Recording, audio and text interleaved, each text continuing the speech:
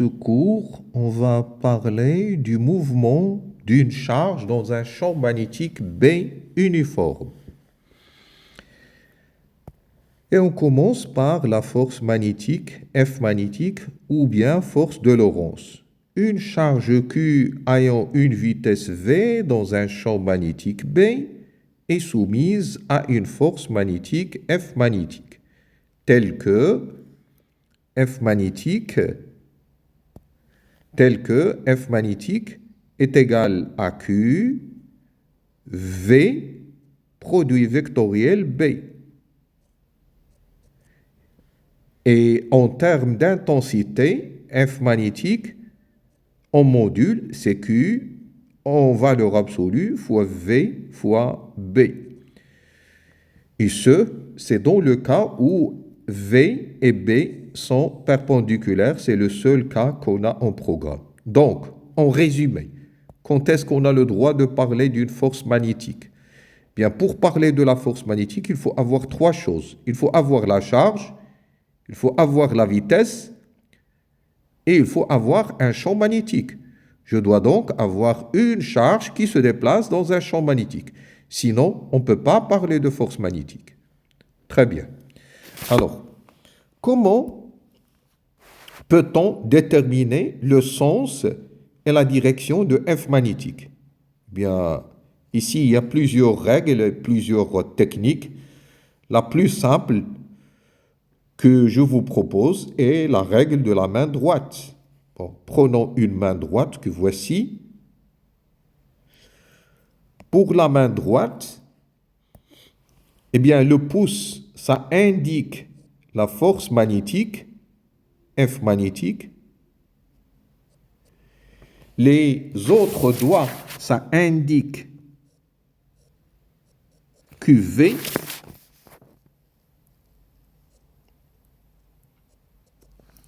Et la paume de la main, puisque la paume de la main, il est de notre côté, il vient vers nous. Donc, le champ magnétique B, il est donné par la paume de la main. Donc, le champ magnétique B, c'est un champ magnétique sortant. Il vient vers nous. Donc, c'est sortant.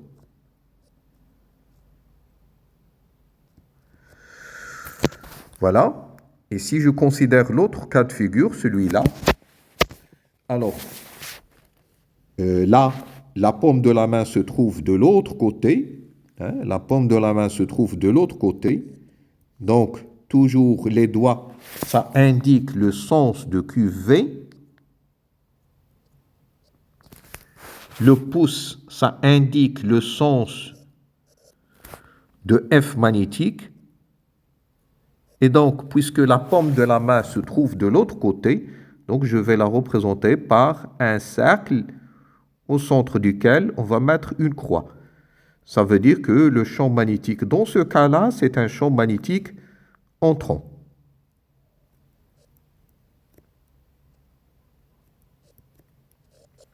Voilà. Alors, appliquons ces règles-là dans une situation, dans deux cas différents. Premier cas, eh bien, on va considérer un proton, on va dire un proton H+, animé d'une vitesse V, qui pénètre dans une zone de l'espace là où il y a un champ magnétique. On cherche l'orientation de ce champ magnétique dans cette zone-là. Mais, entre autres, comme information, on nous donne la déviation, le sens de déviation de la trajectoire du proton. Donc, le proton va dévier vers le haut. Alors, le proton dévie vers le haut, ça veut dire que la force magnétique, elle est orientée vers le haut. La force magnétique, celle-là, elle est orientée vers le haut. Force magnétique vers le haut, QV, il est orienté dans le même sens que V, puisque Q est positif, parce que le proton H+, c'est une charge positive, et donc QV et V auront le même sens. Et c'est à ce moment-là, puisque maintenant je connais le sens et la direction de deux vecteurs, c'est à ce moment-là que je vais utiliser la règle de la main droite. Je place ma main droite, celle-là, de telle sorte à ce que l'on a les doigts, ça indique le sens de QV. On voit bien que QV, hein, orienté vers la droite, là vous avez QV orienté vers la droite. Là, la force magnétique elle est vers le haut, donc le pouce elle est vers le haut. Et donc la paume de la main se trouve de l'autre côté. Donc ça c'est un champ. Hein, la paume de la main se trouve de l'autre côté. Donc là j'aurai un champ magnétique qui est entrant. Voilà, un champ magnétique entrant. Alors que si je considère un autre cas, essayez de répondre à ce cas-là sans voir, avant que je termine la correction. Ce qui est demandé, c'est de représenter les trois vecteurs, à savoir QV, F magnétique et B pour ce cas de figure. Sachant qu'il s'agit bien là, on va dire qu'il s'agit bien d'un électron. La particule étudiée, c'est un électron. Donc, un électron, c'est une charge négative. Donc, on vous demande de représenter les trois vecteurs, à savoir QV, F magnétique et B. Alors, voyons la réponse. Alors, puisque la charge est négative, QV et V auront des sens opposés. Si V est orienté vers la droite, eh bien QV, il est orienté vers la gauche. Ça, c'est QV. La déviation, elle est vers le haut, ça veut dire que le champ magnétique, ça veut dire que la force magnétique, elle est vers le haut, puisque la déviation, elle est vers le haut. La force magnétique, elle est vers le haut. Et maintenant, vous utilisez la règle de la main droite. Vous tournez tout ça. Vous utilisez la règle de la main droite. Voilà. Alors, je vois bien que le sens de QV, les doigts, ça indique le sens de QV. Le pouce, ça indique le sens de F magnétique. Et donc, la paume de la main qui vient vers nous, donc ça indique, la paume de la main qui vient vers nous, ça indique un champ magnétique qui est comment? Sortant. Donc là, j'aurai un champ magnétique sortant. Je le représente par un cercle ou au centre duquel on va mettre un point. Donc ça, c'est sortant. Voilà pour ces deux cas de figure. Alors, dans la suite, dans un deuxième paragraphe, on va voir le mouvement d'une charge dans un champ magnétique qui est perpendiculaire à la vitesse. Examinons ce cas de figure. Là, nous avons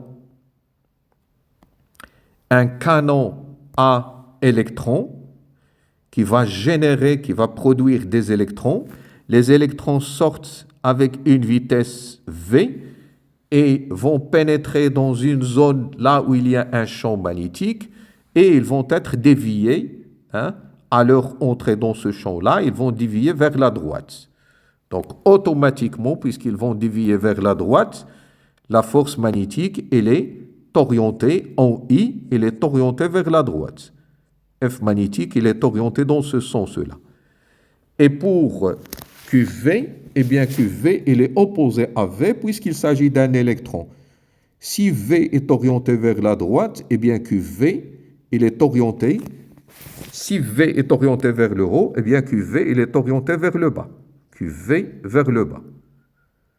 Du coup, nous connaissons maintenant le sens et la direction de deux vecteurs. Il est temps d'utiliser la règle de la main droite. On va utiliser la règle de la main droite, celle-là.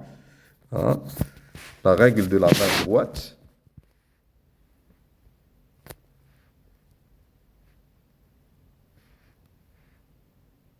Voilà. Je place la main droite ici. Donc, vous voyez bien que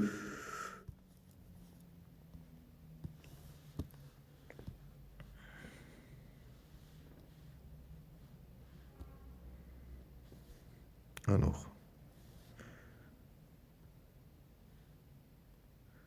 Je place la main droite. Vous voyez bien que QV, la main droite, le sens des doigts, ça indique le sens de QV. Ça, c'est QV. Le pouce, ça indique la force magnétique. Et donc, la paume de la main, elle est de l'autre côté. Donc, le champ magnétique, c'est un champ magnétique entrant. Alors là, je vais mettre une croix. Le champ magnétique entrant.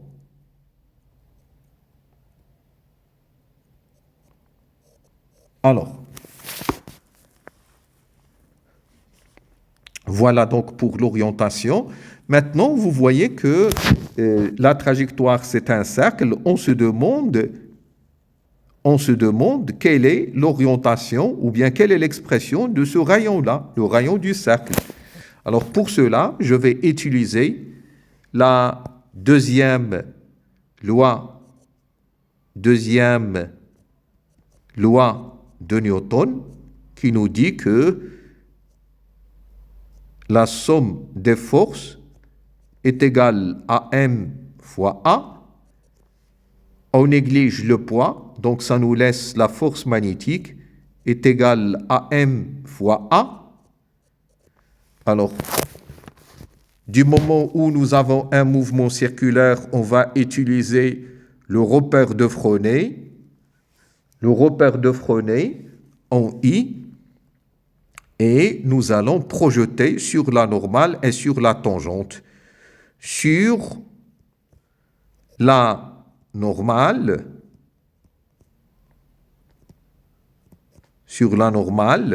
N de Fresnel, du repère de Fresnel. Alors, la normale N, c'est celle-là. Je représente tout ça en I. La normale N, elle est là. J'aurai F magnétique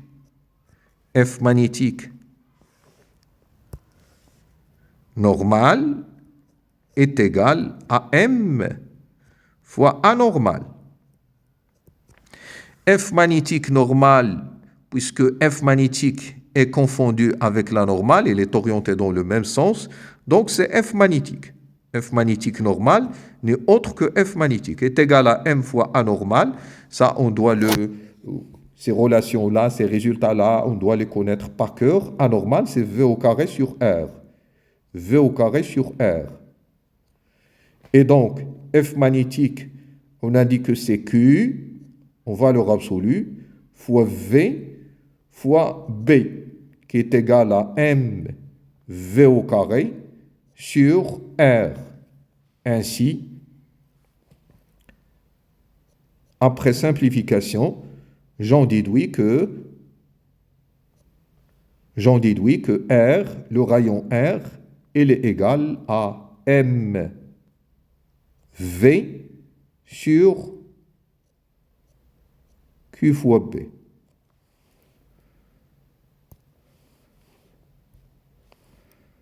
Voilà un résultat très important qu'il faut connaître par cœur et qu'il faut savoir retrouver rapidement. Alors ça, c'est ce qui se passe si je fais une projection sur la normale. Maintenant, si on travaille sur la tangente, alors la tangente, c'est celle-là. Si je travaille sur la tangente, c'est ce que j'ai représenté en vert. Sur la tangente,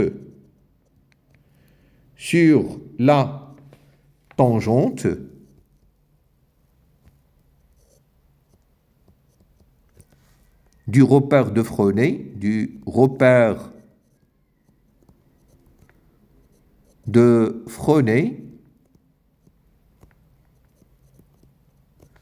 alors, qu'est-ce qu'on aura? On aura F magnétique tangentiel. F magnétique tangentiel, elle est égale à M fois A tangentiel. F magnétique tangentiel, puisque vous voyez que F magnétique, là, il est perpendiculaire à la tangente. Donc, il n'y a pas de F magnétique tangentiel. Et donc, cela veut dire tout simplement que A tangentiel, elle est égale à 0. Or, je sais que A tangentiel,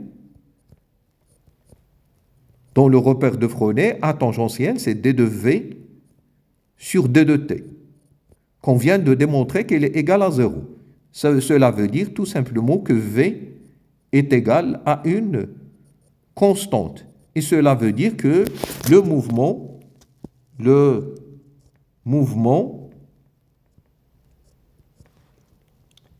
est uniforme.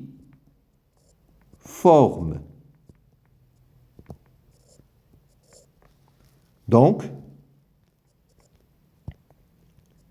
il s'agit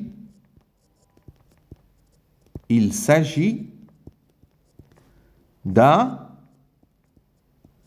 mouvement circulaire uniforme. Alors, qu'est-ce qu'il faut retenir de ce cours-là? 3 points essentiels, ou plutôt 4 points essentiels, 4 compétences qu'il faut connaître par cœur. La première des choses, c'est l'expression de la force magnétique. La force magnétique et son intensité, ça c'est le premier point qu'il faut connaître par cœur. La deuxième chose, c'est la technique de la main droite pour déterminer le sens et la direction des vecteurs qui interviennent dans l'expression. Et la troisième chose, c'est l'expression du rayon. Et la dernière chose, c'est le fait que la vitesse est une constante. Voilà, on les rappelle rapidement.